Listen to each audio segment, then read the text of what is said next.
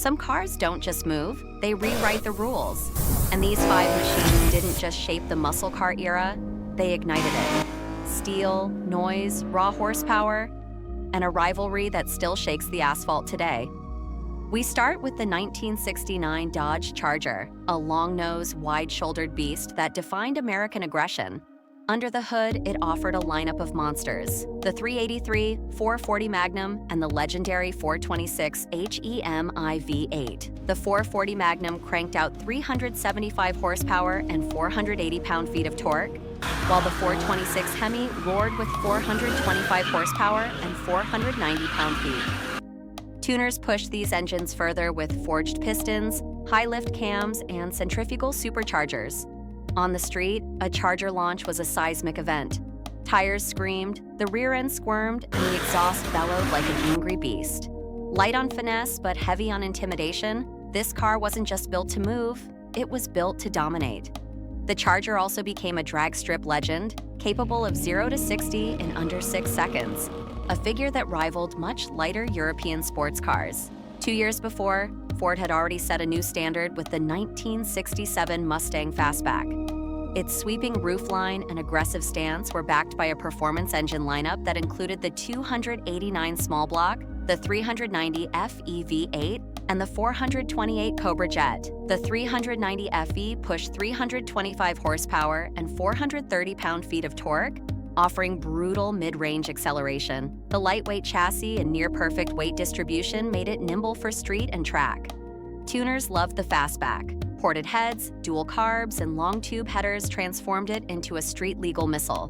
With 0 to 60 in around 6 seconds and quarter-mile times in the 14 seconds, it wasn't just a car. It was a template for every Mustang that came after, blending brute force with style and tunability. Chevrolet answered with something sharper and more surgical: the 1969 Camaro Z/28. Built for SCCA Trans Am racing, it came with a 302 small block V8, pushing 290 horsepower and screaming to 7,000 RPM. Torque peaked at 290 pound-feet, and with a close ratio 4-speed manual, it was track-focused from day one. Tuners loved the Z28. Ported heads, hotter cams, and aggressive intake setups could push it well past 320 horsepower without breaking the car. On the track, it was precise, agile, and deadly. The Z28's 0 to 60 hovered around 6.5 seconds, but corner exit speeds and high rev acceleration made it a nightmare for heavier muscle cars. If the Charger was a hammer, the Z28 was a scalpel: surgical, fast, and uncompromising. Before all of them, the 1964 Pontiac GTO laid the blueprint for muscle cars. Pontiac dropped a 389 V8 into a mid-size Tempest chassis, producing 325 horsepower and 430 pound-feet of torque. Tri-power carburetors and performance camshafts made it instantly modifiable, and its 0 to 60 time of around 6.5 seconds shocked the mid-60s market. Affordable, loud, and rebellious, the GTO became the face of a generation hungry for speed. Tuners immediately started experimenting with higher compression, aluminum heads, and aftermarket intake manifolds, turning the GTO into a straight-line assassin. It wasn't just a car, it was an attitude, the first true muscle car that sparked a revolution. And finally, the untouchable, the 1962 Ferrari 250 GTO, a V12 masterpiece, 3.0 liters of pure Italian engineering, producing 300 horsepower at 7,400 RPM.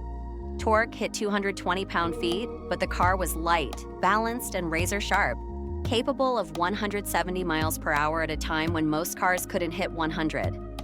Hand-formed aluminum body panels, race-tuned Weber carburetors, and a chassis honed for endurance racing made it deadly on tracks from Le Mans to Monza. Every corner, every downshift was a symphony of precision, a far cry from American brute force. Unlike its muscle car cousins, the 250 GTO demanded finesse, and in return, it delivered perfection. Only 36 exist, and every single one is priceless, proving that engineering obsession can become immortality.